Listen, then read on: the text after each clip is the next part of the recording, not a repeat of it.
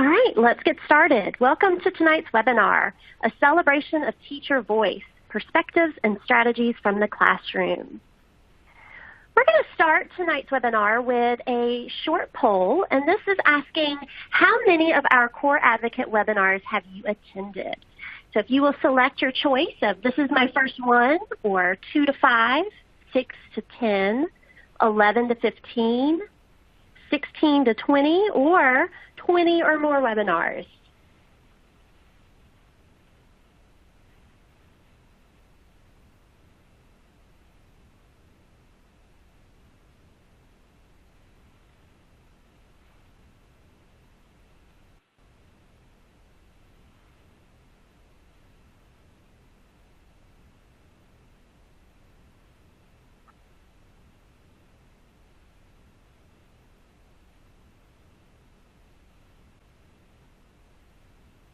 All right, take about 10 more seconds to get your answers in for those of you who are just now joining us. And let's see what we have. Wow, we have a lot of first ones on here. So welcome to our webinar series, and hopefully you will have a lot of great takeaways. And then we have a good percentage of people who are returning again. So thank you for coming back and joining us tonight. Tonight, I will be your host. My name is Susan Hitt. I am the Digital Content Associate with Student Achievement Partners, and we have 4 amazing guests with us tonight. We're going to have Rebecca Few, Emily Francis, Celia Jimenez, and Kenny McKee. And they'll give you their own introductions when it's their portion to talk, so you'll learn more about them. But first, I'd like to talk a moment about our Core Advocate Network. Our Core Advocates believe in the power of standards to prepare all students for college and or careers. They are eager to support and collaborate with their colleagues and communities in understanding and translating the shifts into instructional practice. So we would like to invite you, if you've not already joined our webinar, please, or our network, please do so. The link is up on the screen, and you can access it in your resource tab as well. Also tonight, please feel free to tweet with us. If you do, feel free to use the hashtag Core Advocates and tag us with @AchieveTheCore, or some of our presenters tonight are also on Twitter, so feel free to use their Twitter handles as well. And there are other ways for you to engage with us tonight. You can use the Q&A option. That is where you send us questions, and we will answer those questions at the end of the webinar. There is a group chat tab where you can participate with other participants in the webinar tonight. And then again, there's that resources tab. Also, after the webinar, you will get an email where you can access this webinar recording as many times as you would like. And lastly, if you take our survey in 2 weeks, and you will receive a certificate verifying that you have 1 hour of professional learning. But again, that survey will come in about 2 weeks' time. The goals of tonight's webinar are as follows. Number 1, we are very excited to kick off our summer reading challenge. Number 2, to learn some of the most often mistaught math standards and how to avoid the pitfalls. To develop strategies for supporting English language learners with writing. To discover how to use closing statements as an end-of-class routine in math. And to learn strategies for using morphology to enhance word learning. So again, we are kicking off our 2019 Summer Reading Challenge. It's composed of 12 articles. Each article takes about 5 minutes or less to read. You can read on your schedule when you want, and then you can discuss virtually your learning and your takeaways using hashtag Core Advocates on Twitter. And with that, I'm going to turn it over to our first presenter who has a poll for you. Hello, everyone. My name is Rebecca Few. And before we get started, I would like for you to answer the following question in the poll. Which third grade standard do you think is the most misunderstood? Is it 3 NFA 3, explain equivalence of fractions?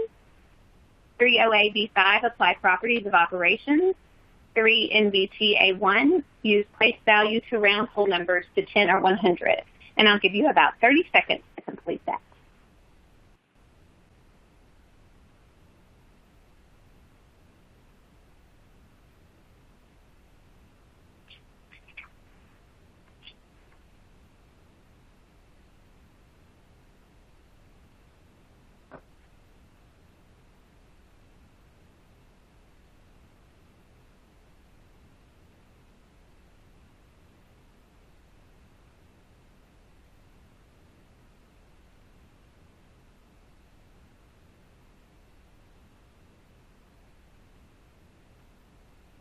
All right, as we can see, 3NFA3, explain equivalence of fractions in special cases, was the one that was most misunderstood, and we will be digging into that one in just a second, so that's exciting.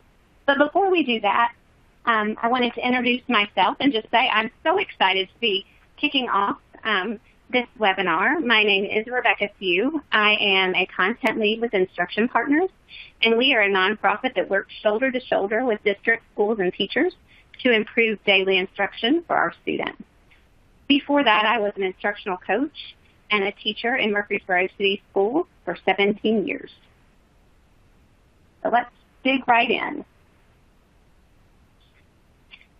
I wanted to tell a little bit about why we wrote this series. We wrote this series to illuminate standards that we felt like were misunderstood in classroom instruction. And they're usually misunderstood because the rigor is sometimes absent from the standard in a way that the students don't learn necessarily the concepts that they need to learn.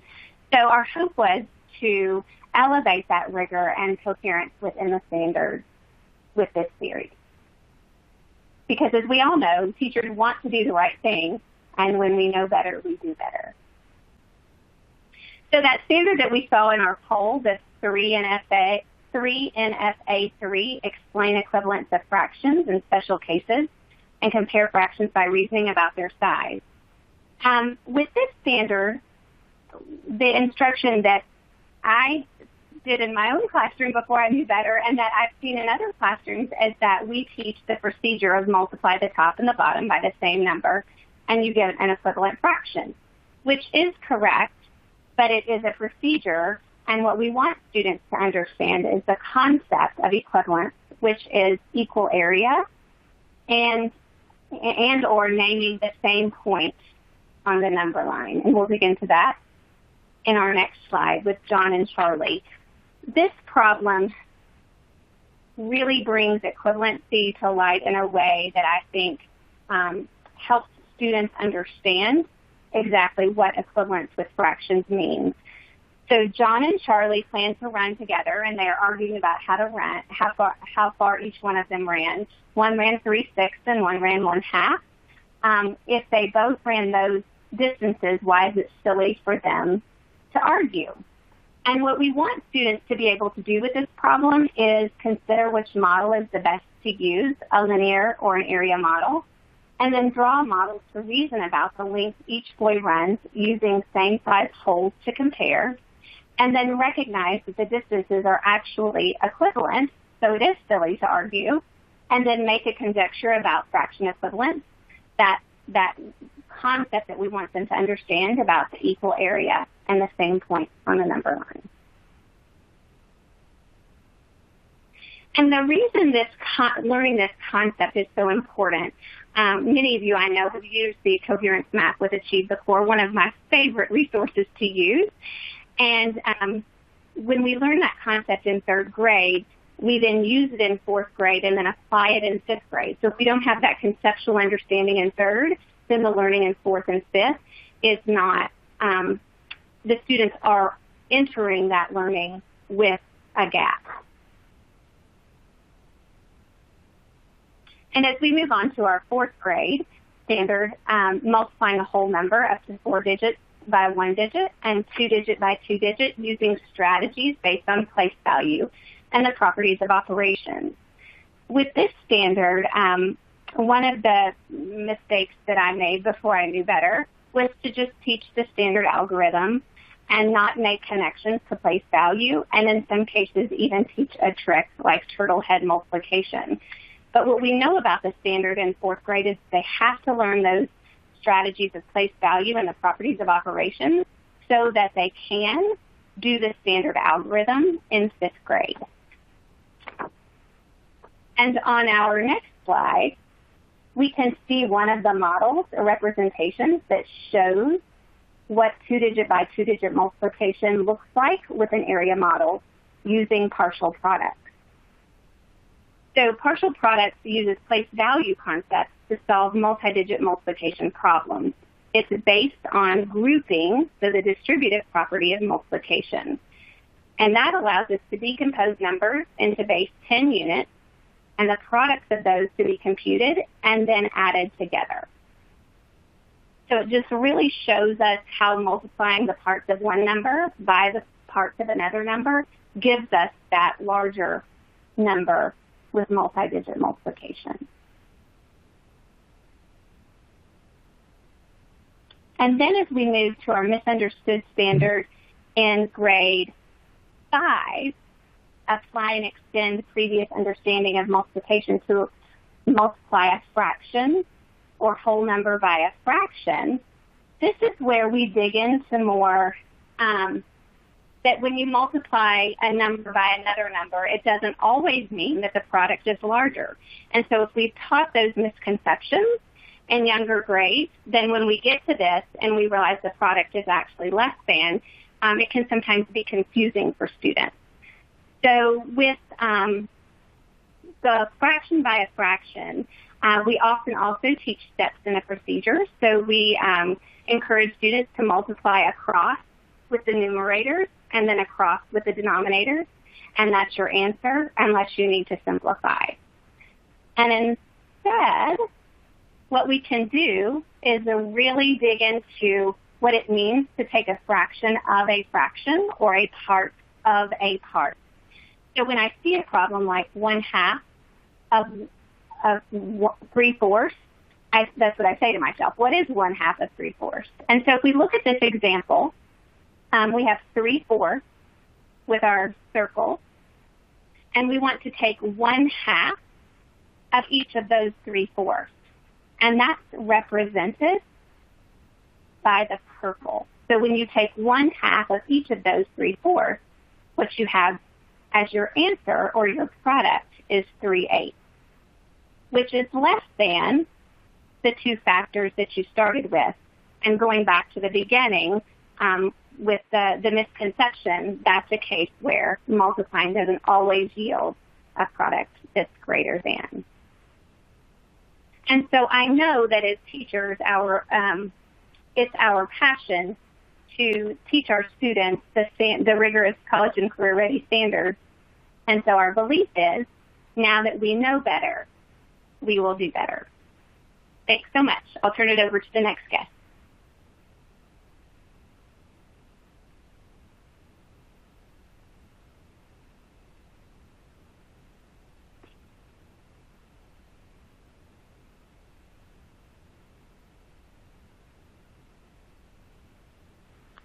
Hi, and our next guest, do you want to jump in and read your poll yourself?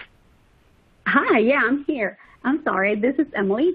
Let's go ahead and get started with the question. How confident are you understanding the term compelling comprehensible input? So when you hear the term compelling comprehensible input, are you very confident understanding that term?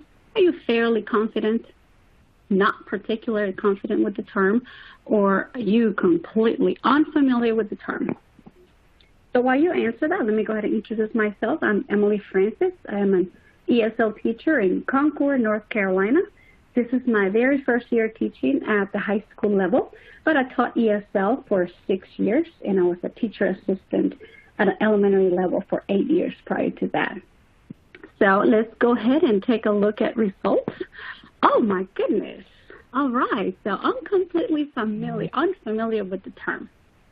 Well, since that's the case, let's go ahead and talk a little bit about this term. The article highlighted for this topic is supporting young ELLs with writing, and I'm highlighting the Write Reader app, so you will see later on how I use it to amplify my students' voice through writing.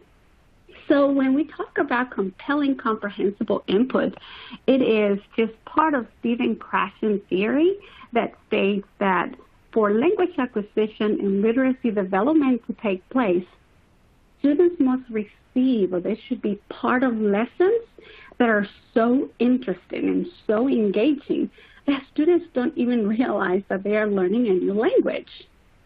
So when you're providing a lesson where your students are all in, and when you're providing a lesson where you're engaging your students 110%, that's compelling, comprehensible input. Your students are learning the language, and your students are also developing literacy. And in order to provide those compelling lessons, in order for me to plan and deliver lessons that are compelling, I need to have a clear understanding when it comes to culturally responsive teaching. So that's a responsive from my part, my pedagogy. So I need to look at how I'm teaching, why am I teaching, and what's best in the way I teach my students. And it's also responsive from the student perspective. Am I validating my students' experiences and their assets? So when I look at culture responsive teaching, then I'm creating those lessons that are important for our students.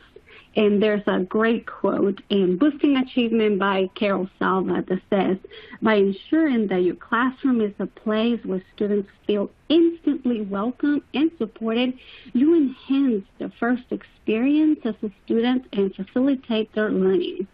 So that's an excellent quote to get started. So I do that. In order for me to provide those lessons that are compelling for my students, I need to keep that culture responsive teaching in mind, but I also keep my own experience. I was an ELL in a classroom learning English as a second language, so I know how it is when they're trying to teach you something that you don't understand. And when lessons are compelling and interesting, it makes you want to learn it. So my lessons are balanced. When I talk about balance, I talk about half of the parts will be teaching instruction, and the other part will be student interaction. So I do what is called think, pair, share. I talk for a very minimum of time, and then I tell my students to turn and talk. What is it that they've heard? What is it that they've learned so far? I have sentence stems, and I make sure that my students are interacting constantly with what they are either listening to a text or any instruction that I'm providing. I also use the chunk and chew strategy, which I stop every 10 minutes. If I'm reading a text or if I'm teaching something, I will stop every 10 minutes or 8 minutes, and I'll have my students interact with the text. I can either have them draw something, I can have them answer questions. And the reason we do this is because we know that learning is to be able to write it and share with others. So they need to have the language to be able to provide, whether it's written or share with their partners. So here's when it comes the way that I tell them that they are going to be writing what they're learning. But if I tell them that I'm the only one who is going to read it, they may not be too excited to write. So they need to know that there's a bigger audience than the teacher. They need to know that they can write to family members, to the world, to teachers, to principals, to the president, anybody else. They need to know that there's a platform out there that they can share their writing and their stories with the world. So that's where Write Reader comes in. Write Reader is just the perfect and student-friendly platform that I use, even for my high school students. Of course, my kindergartners all through 5th grade used it. Very easy to use for students, and they know that whatever they create, they can share to Twitter, Facebook, that we can blog about it, we can text a link, we can print out our books. So this is a very creative way to encourage students that anything that they are going to provide or create in this Write Reader, which is a free platform, and it's also available in Spanish and in English for students to go through the platform. They have access to Google Browser, which they can attach pictures whenever they are writing. It's a very easy-to-use platform. So here's a very small image that looks what the book looks like. In my classroom, I try to support all levels of English proficiency, from beginning to the very advanced English proficiency. So it's a multi-level student engagement. So at the very beginning of the learning, I scaffolded by students creating dictionaries where they Google a picture that goes with the word that they're learning. And then I have also my advanced or intermediate students creating books with retelling or maybe in creating their own stories. And these are just opportunities that students have so they can share stories with the world, sharing what they have created. And this is a very high order thinking platform to use because it makes students not only write but also engage with their partners as to what to put in these books. And then, of course, we have those links that we provide them with everybody else. Just to let you know, some of my students who created some books like this were picked up by authors, and their drawings and their texts have been included in other books. So it's an excellent platform. And I'll leave you with this. This is just a snapshot of some picture books that I use in my classroom. I do believe in culturally responsive text that we need to use in our classrooms, books that provide windows for other experiences and other cultures, and also mirrors, books that represent our students' cultures, our students' experiences. And you know what? When they see that they are reflected in books like this, they know that they can become authors of their own stories, and that's how they become the best writers that they can be, and that's how they are encouraged to give 110% of what they can be. So thank you, and hope you check out my article. I'll pass it on to the next. Hello, everybody. I'm Celia Jimenez, and before I start my section, I would like you to take some time to answer the poll question. How confident do you feel using closing statement routines to wrap up your lesson? Do you feel very confident, fairly confident, not particular confident? I'm completely unfamiliar with the routine. I will give you about 30 seconds to answer the question.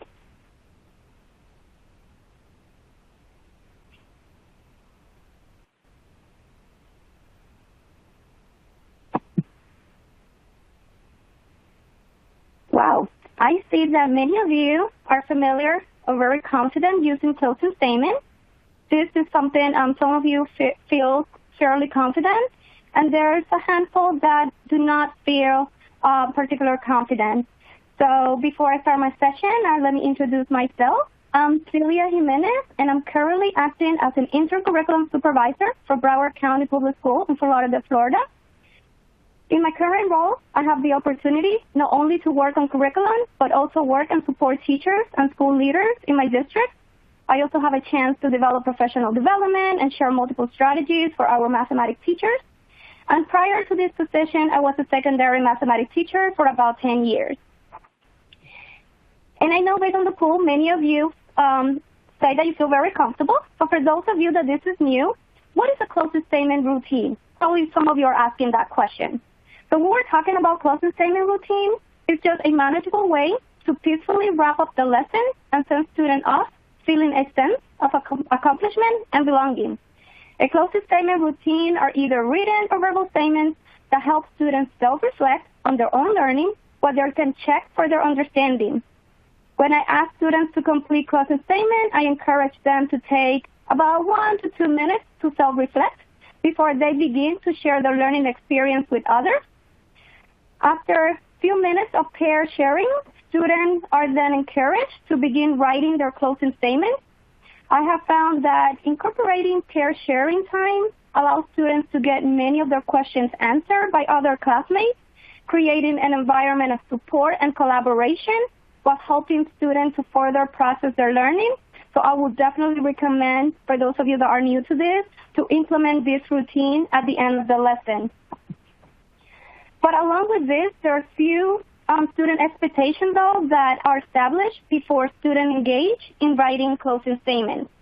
The closing statement must be based on the content that they learned on that day, and their learning experience reflection must be clear and concise. Students are expected to detailedly describe what they are able to do and what they're struggling with. Setting up these expectations gives teachers a handful of closing statements that contain enough information that later can be used to decide which the student might need intervention or if this lesson might need to be reteach. What you're seeing now are some examples of closing statements made by students. These closing statements example were from an area of a trapezoid lesson for the 6th grade class. In this lesson, the students were expected to find the missing base of a trapezoid that was divided into 4 sessions, where each session has an area of 36 centimeters, and one of the bases of the trapezoid was 6 centimeters. As you can see on this example, a student clearly describes what they learned on the day, what they're able to do, and what they're still struggling with. As a teacher, when I read their closing statement, I can identify student misconceptions and begin to prepare to address them. The more I use closing statements with students, I continue to see more teachers and student benefits associated with this routine. For example, when teachers use closing statements to wrap up their lesson, they will have an opportunity to formally assess students' learning, check for their understanding, and also anticipate future misconceptions. Closing statements provide teachers with on-time information on student learning.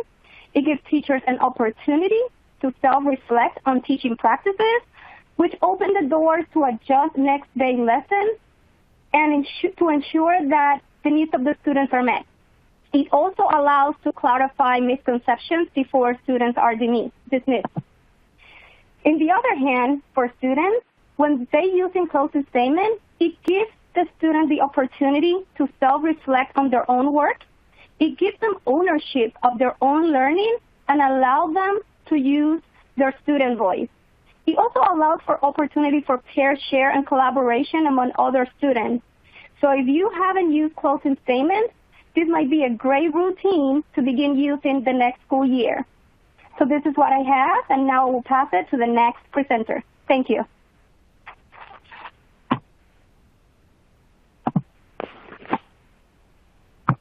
Thank you. We will go ahead and begin our next poll question. The question is, how confident do you feel using morphology, which is Greek and Latin roots, prefixes, and suffixes, if you're unfamiliar with that term? How confident do you feel using morphology to support students' vocabulary growth? While you're answering that, I'll introduce myself. My name is Kenny McKee. I'm a high school literacy coach for Buncombe County Schools in Asheville, North Carolina. I've been in my coaching role for 9 years. Before that, I was a high school and middle school English teacher for 9 years as well.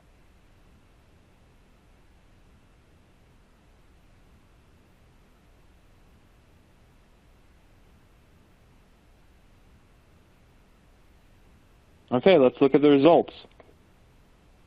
Okay, it seems like we have a pretty large percent who feel fairly confident, and then the next highest response was not particularly confident, and we're about even with folks who feel very confident and totally unfamiliar with the concept. So that's good. We got several people who have some experience at least or know a little bit about it, and as we go through the information I'm going to share, hopefully you can make some connections regardless of whatever your level of confidence is right now. Again, I'm Kenny McKee, and I work in Asheville, North Carolina as a high school literacy coach. And the article that I wrote for the Achieve the Course site was called 3 Simple Steps to Empowered Word Learning. And essentially what the article did was it looked at 3 different word learning strategies that are common in most career and college-ready standards. And what I wrote about was that I actually learned that these were not 3 discrete strategies that should be used in a piecemeal fashion, that these 3 strategies are actually a sequence that we can teach students that will help them solve words, what they mean, efficiently and effectively. And essentially, the 3 steps are, the first thing a student should do is look for morphological clues or inside word clues that might help them understand the meaning of the word. Once they've done that, or if they're unable to find any of those clues, then they will look for context clues, which are usually in the sentences that the word is in or the sentences that come before or after the sentence with the word. And those are outside word clues. If they need to confirm the meaning or those first two strategies don't work well for them, then they'll consult an outside resource. They will get outside text help from reference materials or a reference person. Now, some people have questions for me about why morphology before context, especially because so many of the assessments that our students take, actually, when they measure language standards, they measure those standards with context clues. Well, essentially, the reason why we want to teach morphology first is it's actually the most efficient way for us to uncover word meaning. In McCormick and Zattel 2011, they mentioned that context assists with confirming the meaning of a word, but it does not replace the need to use letter and sound knowledge. And what they also shared in that text was that 20 to 35% of the time, context clues are actually context clues are only available 20 to 35% of the time. Most of the time in real reading, students actually will not have many context clues provided to them to determine the meaning of words. Now, morphology is a little different because morphology refers to those Greek and Latin roots, affixes, and suffixes. And what many students don't realize is that those spelling combinations, even if they are pronounced differently, retain meaning across words. Not only that, if they have any experiences with a Romance-based language, those morphemes will also retain meaning across languages. So, in addition to this work with students, I also participated in an action research project with an ESL teacher I worked with a couple of years ago. And what we studied was word generation to support our English language learners. And that's centered around morphological concepts. And what you'll see is we would do these lessons, and on the left side of your screen right now, you see a piece of chart paper, and at the top we had a focus word. Community was the focus word in this particular lesson. It was a word that occurred a lot in the text that we were reading. And we define what the word community means, and then we also talk about the actual morpheme C-O-M, C-O-N, C-O-L, how all those mean together or with. And we teach that morpheme in relation to this word community. And then what we do is we have students generate all the words they know in English that also have that morpheme in them. And in this particular group, all of the students were native Spanish speakers, so they also generated words that had those similar morphemes in them. So, for instance, the first one on the Spanish list says contigo, with you. Students began to make connections between their home language and this word and what it might mean in English. And so what we found was that teaching students the morphology of how to use morphology to uncover meaning really assisted them with Tier 2 and Tier 3 words in all of their classes and their reading. I also want to point out that on the second side of the slide, you'll see that there is a third column. That young man is actually recording words that he knows in Romanian that also use that term. In our district, we have several students that are from Eastern European descent, and some of those languages that they speak are also Romance-based. So in this example, he's able to access some vocabulary that he knows in Romanian that also connects to this morpheme.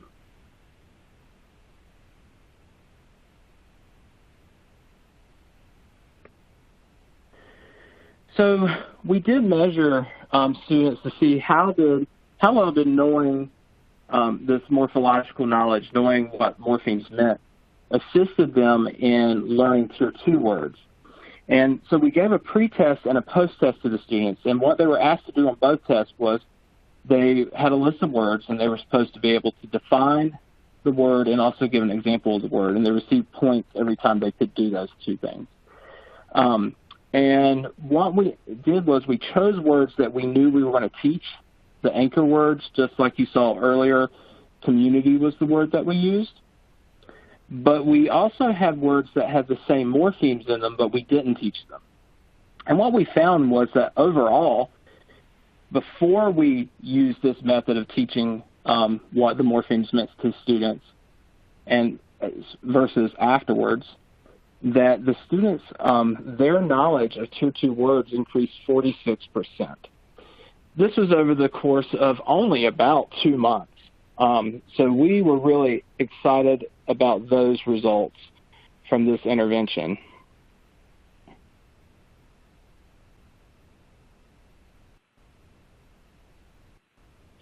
We also interviewed students and gave them some surveys, and the students said that studying word parts helped them learn new words, that it was interesting, that talking about words helped them learn, and making words with word parts was enjoyable. But every single student in our group strongly agreed with this last statement, that comparing how word parts are used in English and Spanish helped them learn words. So it is a worthy strategy for you all to explore in your own classrooms.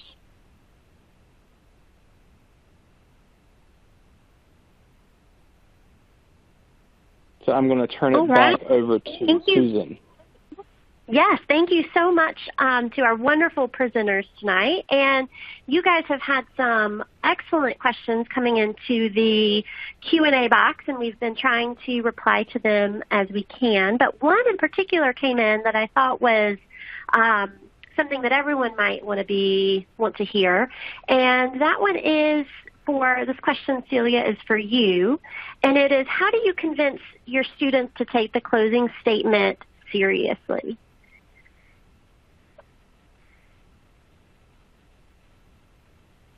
And I think if you've got yourself on mute, you might want to unmute. Hello, can you hear me?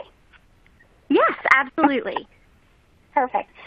So when I start creating closing statement with the students, part of the expectations is they already know what is expected from them. And we do it in a way that, at least the way that I have the culture in the classroom, is that the students are having some type of ownership and accountability of everything we do in class. So that's one reason also why they take this closing statement seriously. But also what I have found is because when they write their closing statement at the end, if we have few minutes, I just randomly pick some of their statement, I read it, and I read it to the whole class. And I open it for discussion where we all can collaborate, but I never mention the student name. So it gives the student an opportunity to kind of share in a safe environment versus just having them, put them on the spot where they have to share what they're able to do and what they're struggling with. Because for some of the students, sharing their feelings, it could be a little tricky because they can feel embarrassed. So doing it in this way, they see a benefit because they know me as a teacher will answer their questions or their misconceptions or their concerns, but I never put them on the spot. So I try to do it in a very anonymous way. And everything that I don't get to address the day off, then I just use it to introduce the next day lesson. So I start with some of those closing statements and I address it before I actually begin my next day lesson. Thank you so much. And another question came in for you about, for those closing statements, do you grade them? If I grade them? Yes, do you grade them? Okay, so because this is more for the student to self-reflect, I give them participation points, but I do not really grade them. I want them to take this. But I tell them that I give them participation points because some of these kids, if you don't give them something back, they might not take it seriously. But for some of those students that we have there that they needed, so I tell them, okay, we have an participation grade. But mostly I do not do that as a grade, like the A, B, C, and to the back. I just use it for them to actually self-reflect on their own learning. So they know what they're capable of doing, and they have ownership of what they need to work on. I like them to take responsibility of their own learning. So we use it to kind of reflect, and we do it in a safe environment. So we use it in that way. That is wonderful. Thank you so much for sharing that. And another comment just came through that they love that you use those closing statements as a catalyst for the next day as well. So I just thought I would share that with everybody. So as they're thinking about maybe how to use some of these things we've talked about tonight, it's a way to move forward with your lessons and activities as well. All right, so to wrap up tonight, we hope that you will join us through these many avenues and social channels that we have. You can follow us on Twitter. You can come visit us at our website, achievethecore.org. Follow us on Facebook or Pinterest, so come check us out. And we really hope that you will join us again next month. Next month will be a mini webinar, which means it will be 30 minutes. And the focus will be designing a school environment that supports students' social, emotional, and academic needs. And there is the registration link, and you can also find it on our website as well. So with that, we would like to thank you so much for tuning in for our June webinar. And we hope you all have a wonderful evening, and we appreciate you coming out. Thank you all so much.